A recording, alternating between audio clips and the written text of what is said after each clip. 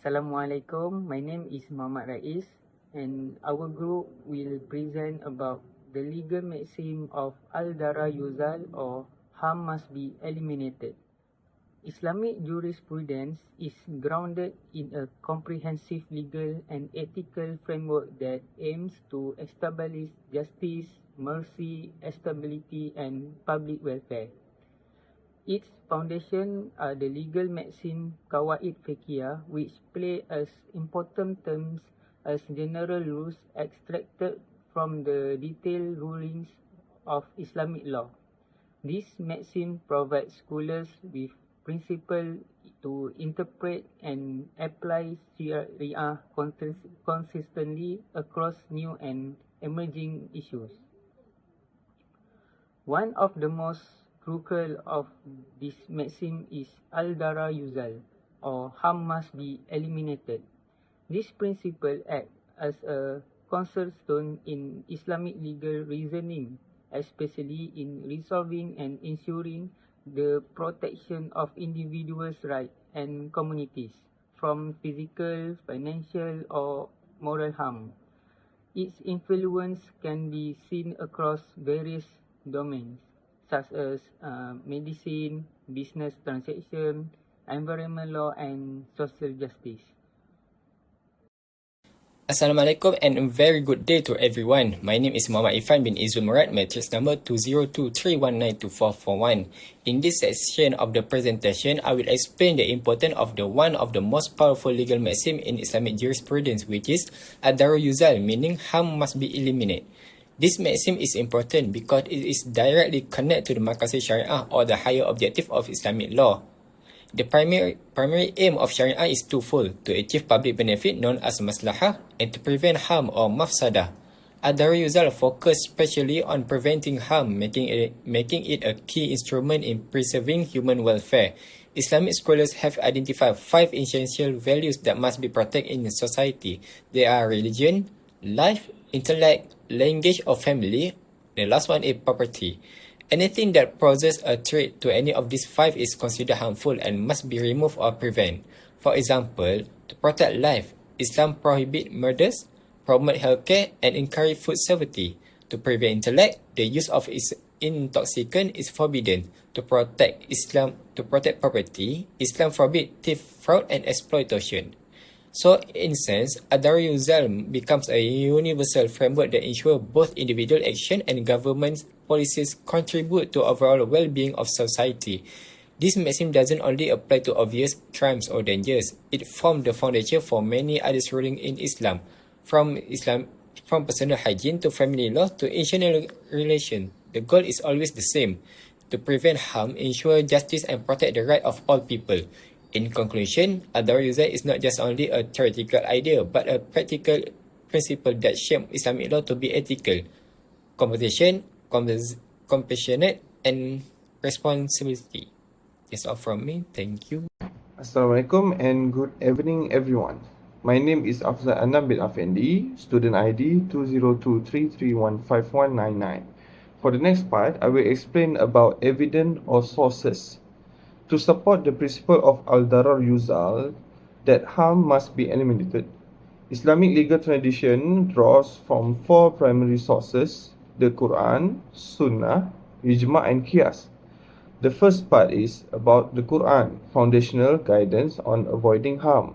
Although the maxim isn't explicitly stated in the Quran, its essence is strongly present. One powerful verse is from Surah Al-Baqarah, verse 195. It states that, and do not throw yourself with your own hand into destruction. This verse clearly warns against self-harm and can be interpreted more broadly to emphasize avoiding harm in any form. Overall, the Quran consistently promotes values like justice, mercy, and societal well-being, all of which are tied closely to this maxim.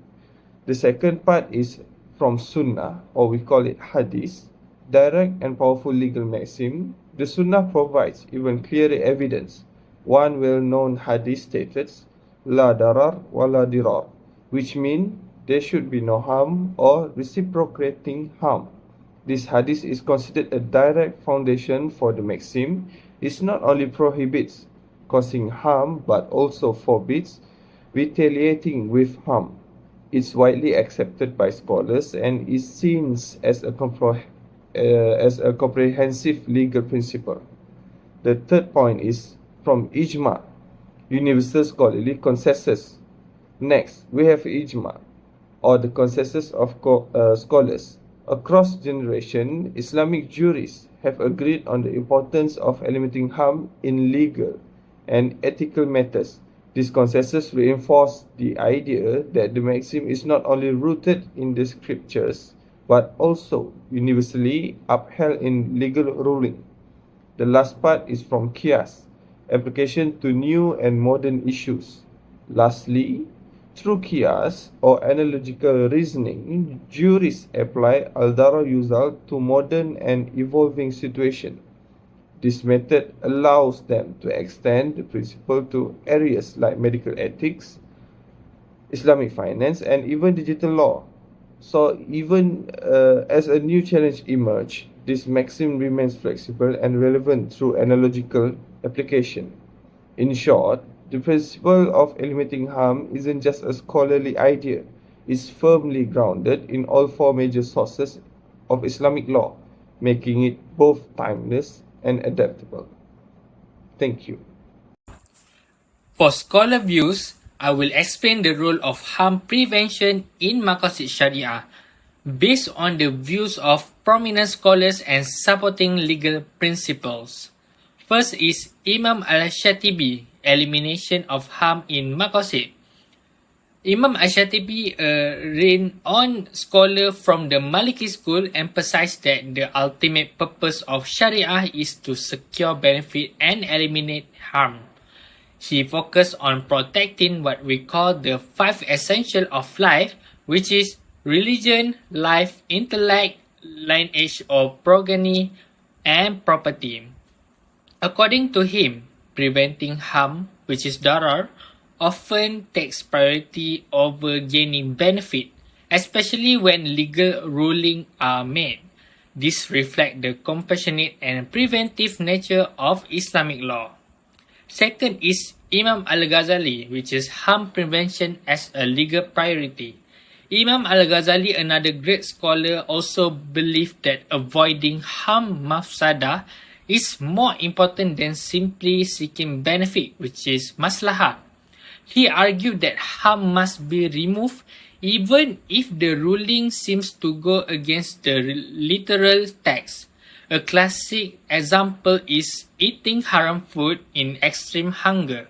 Although normally prohibited, it becomes permissible if it is necessary to save one life.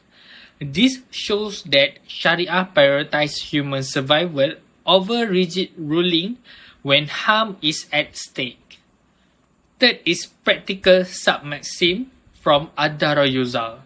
Several submaxim in Islamic jurisprudence are derived from the overarching rule, which is Al-Darar Yuzal, which is harm must be eliminated. Some important ones include Ad-Darurat Tubih Al-Mahzurat, which is necessity rendered the prohibited permissible. This principle allows exception in cases of emergency or life-threatening situation.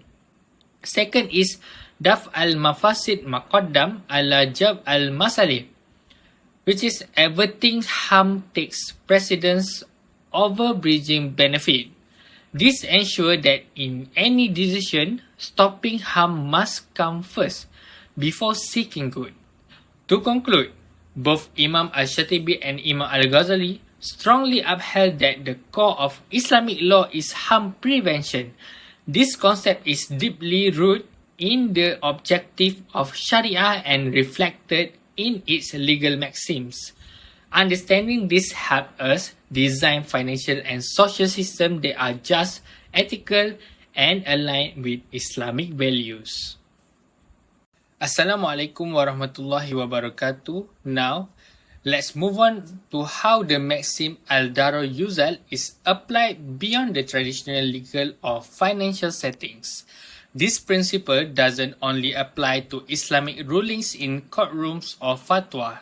It is also relevant in everyday life, especially in modern areas like consumer protection, bioethics, and urban development. For example, in consumer protection, this maxim requires that product must not cause harm, whether physical, financial, or emotional. That's why we have laws against selling unsafe or defective goods without disclosure or misleading advertisements. In medical ethics, Al-Darar Yuzal guide doctors and researchers to avoid procedures that could cause irreversible harm. Any experiment or treatment must be carefully assessed to make sure the benefit outweigh the risk, especially in sensitive areas like genetic engineering or organ donation. This maxim also influences urban planning. Governments are encouraged to create safer living environment through zoning laws, building regulation, waste management, and traffic control to prevent harm to the public. In short, the flexibility of Al-Darar Yuzal shows how Islamic law remains relevant and adaptable to modern societal challenges. To conclude, the maxim Al-Darar Yuzal, which means harm must be eliminated, is not just a theory in Islamic law, it is a practical tool used to protect people and ensure justice in society. From ancient fatwa to today policies on health, business, and the environment, this principle guides scholars and leaders to make decisions that prevent harm and uphold public welfare. In modern times, it becomes even more important, especially when we face global challenges like pandemic, cybercrime, pollution, and unsafe working conditions. By consistently applying this maxim, we also fulfill the maqasid Sharia, or the objective of Islamic law, which include protecting life, wealth, dignity, and faith.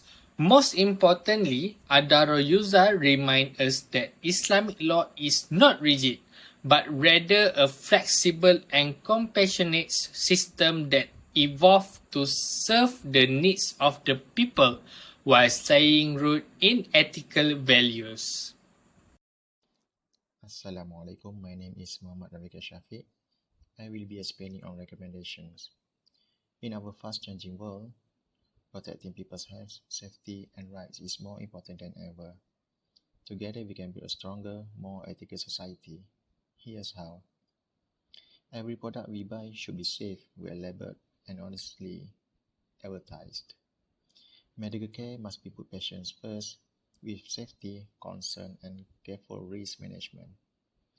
We must care for our planet by reducing pollution and encouraging green practices. Hygiene and food safety must be strictly enforced, from kitchens to clinics. Fair wages, honest advertising, and safe working conditions are not optional. They are essential.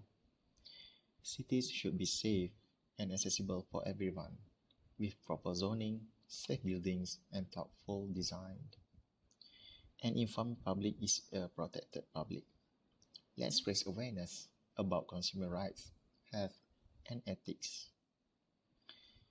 Change starts with awareness, action, and accountability. Together, we can build a Malaysia that is safer, healthier, and more ethical for everyone. Thank you.